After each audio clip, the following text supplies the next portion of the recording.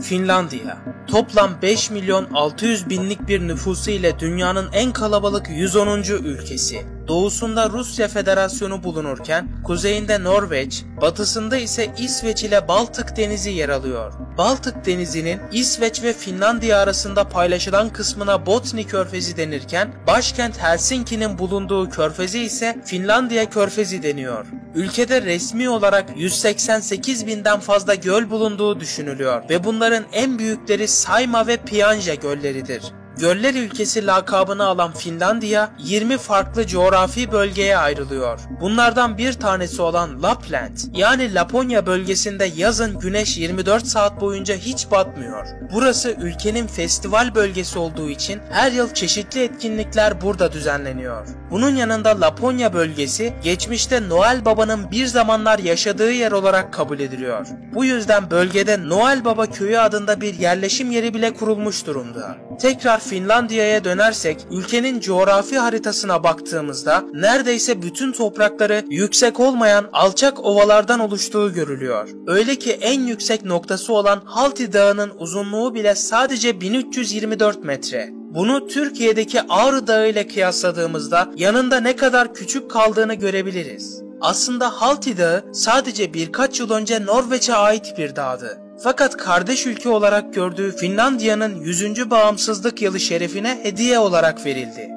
Şimdi Finlandiya'nın kısa bir geçmişine göz atarsak ilk olarak Finliler M.Ö. 3000'li yıllarda Volga ve Ural nehirleri arasındaki bölgeden göç ederek buraya yerleştiler. Asırlar sonra yani 1150 yılında İsveç tarafından işgale uğradılar. Böylece Hristiyanlık ülkeye girmiş oldu ve Finlandiya İsveç'e bağlı bir ülke haline geldi. Bu tarihten itibaren ülkesinin bağımsızlığını isteyen Finlandiyalılar 1809 yılında bir de Rusya'nın istilasına uğradılar. Finlandiya 6 Aralık 1917 tarihinde bağımsızlık bildirgesi yayınlayarak bağımsızlığını ilan etti. Bundan sonra ise ülke kendini sürekli geliştirdi. Günümüzdeki ekonomisine bakarsak toplam gayri safi yurt içi hasılası 275 milyar dolar civarında ve dünyanın en büyük 43. ekonomisini oluşturuyor. Ülkenin temel gelir kaynağı tarım ve ormancılığa dayanıyor. Topraklarının %65'ini ormanların oluşturduğu Finlandiya'da yılda yaklaşık 40 milyon metreküp kereste işleniyor.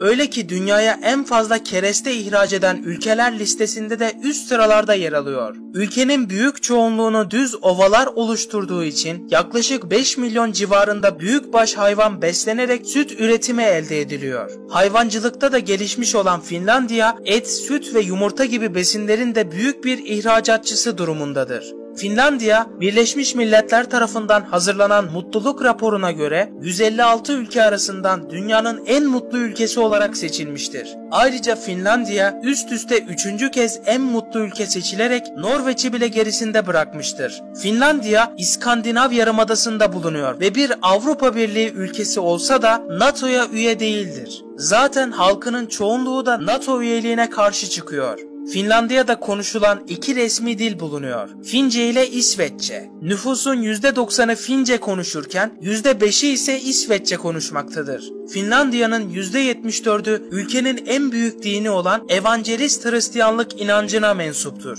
İkinci büyük topluluk ise %24'lük bir oranla ateistlerden oluşmaktadır. Kalan kısımda küçük bir Ortodoks azınlığı, Yahudilik ve İslam gibi dinler bulunuyor. Finlandiya'nın büyüklük bazında toplam yüz ölçümü 338.400 kilometrekaredir. Yani bu yüz ölçümüyle dünyanın en geniş topraklarına sahip 66. ülke oluyor. Finlandiya'nın en büyük 10 şehrini sıraladığımızda sırasıyla Helsinki, Espoo, Tampere, Vantaa, Turku, Jyväskylä, Lahti, Kuopio, Pori ve Kotka kentleridir. Ülkenin bir vatandaşının kişi başına düşen yıllık geliri ise 49.107 dolardır. Yani kişi başı gelir sıralamasına göre Avusturya ile San Marino'nun arasında 14. sırada bulunuyor. Finlandiya'nın ordusuna baktığımızda toplam asker sayısı 301.500 adet bulunuyor. Yani dünyanın en fazla askerine sahip 34. ülke konumunda. Hava gücüne baktığımızda toplam savaş uçağı sayısı 194'tür. Yani dünyanın en fazla savaş uçağına sahip 49. ülke oluyor. Tank sayısında ise toplam kullanılabilir tankı 200 adet ve en fazla tanka sahip 63. ülkedir. Deniz gücünde ise toplam savaş gemisi sayısı 246 adet. Yani dünyanın en fazla donanmasına sahip 12. ülke. Askeri savunma bütçesine bakarsak Finlandiya toplam 3.7 milyar dolarını ordusuna harcıyor. Yani en fazla askeri bütçeye sahip 54. ülke konumunda. Diğer İskandinav ülkeleri gibi Finlandiya da dünyanın en iyi dolaşma özgürlüğü imkanlarına sahiptir. Yani bunun anlamı örneğin doğada yaşanmak isteniyorsa ücretsiz bir şekilde çadır kurulmasına izin veriliyor ve göllerde balık tutmakta tamamen serbest bırakılıyor. Finlandiya'nın coğrafi konumundan dolayı iki eşsiz doğa olayına denk gelebilmek mümkündür. Aurora Borealis denilen kuzey ışıklarını görebilmek için Ekim, Şubat ve Mart aylarında ülkeyi ziyaret etmek gerekirken 24 saat güneşin havada kaldığı gece yarısı güneşlerine denk gelebilmek için ise Mayıs ve Temmuz ayları arasında bulunulması gerekir. Finlandiya'da gelirine göre trafik cezası kanunu bulunuyor. Dolayısıyla hız ihlali yapan sürücünün cezası yıllık gelirine göre hesaplanıyor. Bu yüzden ihlali yapan kişi zenginse yüz binlerce euroya kadar trafik cezaları kesilebiliyor. Finlandiya'da soğuk ve ılıman bir iklim hakimdir. Bu yüzden kış aylarında sıcaklıklar -40'lara kadar düşebiliyor ve ülke sırf bu yüzden beyaz zambaklar ülkesi olarak da anılıyor. Ayrıca Finlandiya ülkesi binlerce göl olan topraklar ve gece yarısı güneşinin toprakları olarak da biliniyor. Finlandiya, Avrupa'nın nüfus yoğunluğu en az ülkelerinden biridir. Fakat yaşam standartları açısından dünyada en kaliteli ülkeler arasında yer almaktadır. Ayrıca Finlandiya, özellikle eğitim alanında da adından çok söz ettiren bir ülkedir. Finlandiya hakkında bilgi denilince, ülkenin dünyanın en fazla kahve tüketen ülkesi olduğunu söylemekte fayda var. Finlandiyalılar günde 8-9 fincan kahve tüketiyorlar. Muhtemelen bu yüksek tüketimin en büyük nedeni de -40 derecelere kadar dayanan sıcaklık düşüşleri. Ayrıca Finlandiya kültürünün de bir parçası olarak kahve her zaman tüketiliyor. Finlandiyalılar Türklere genel bir sempati ve sevgi duyarlar. Özellikle Türkiye'ye çok sık seyahat ediyorlar. Öyle ki ülkede her yetişkin Finli en az bir kere Türkiye'ye uğramıştır. Ayrıca Finlandiya, Türkiye'nin Avrupa Birliği'ne girmesini destekleyen ülkelerden biridir. Finlandiya, Avrupa'nın ormanlık alanı en fazla ülkesi, dünyanın en çok takım adalarına sahip ülkesi ve dünyanın en güvenli ülkesidir. Finlandiya'da kumarhaneler devlet tarafından kontrol edilir ve tüm karlar hayır kurumlarına devredilir. Boz ayılar Finlandiya'nın milli hayvanlarıdır.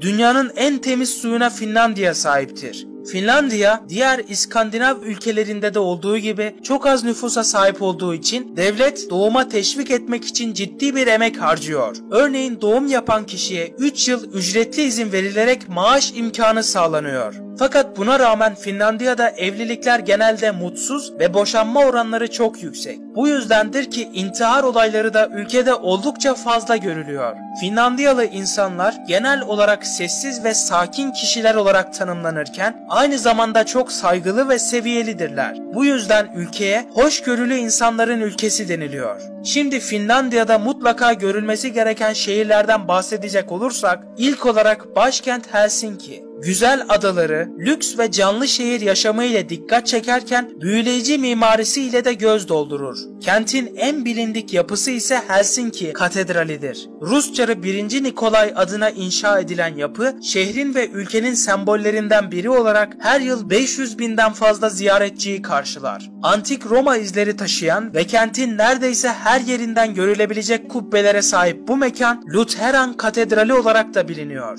Rovaniemi şehri, Kuzey Kutup Dairesi'nde yer alan özel bir şehirdir ve Kuzey Avrupa'nın en çok ziyaret edilen kentlerinden biridir. Sadece şehir merkezi değil, Noel Baba Köyü gibi masalları anımsatan kasabaları, doğal güzellikleri ve eşsiz kuzey ışıklarıyla turistlerin ilgi odağı olmuş bir kenttir. Tampere şehri, Göllerin üzerinde kurulmuş bir kent olmasının yanında kuzey ülkeleri arasında denize kıyısı olmayan en büyük şehir özelliğini barındırıyor. Son yıllarda gelişim ivmesini hızla arttıran kent, Finler arasında en cazip şehir olma yolunda ilerliyor. Son olarak Suomenlinna adası. Helsinki'den hareket eden teknelerle yaklaşık 15 dakikada ulaşılabilecek Suomenlinna adası UNESCO Dünya Mirası listesinde yer alıyor. 1748 yılında İsveç kralının talimatıyla yaptırılan buradaki kale ile ünlü olan bu ada ülkenin en çok turist çeken yerleri arasında bulunuyor. İzlediğiniz için teşekkürler. Gelecekteki videolarımızı kaçırmamak için abone olmayı ve videoyu beğenmeyi unutmayın. Destek olmak için ise kanalımıza katılabilirsiniz. Kendinize iyi bakın, hoşça kalın.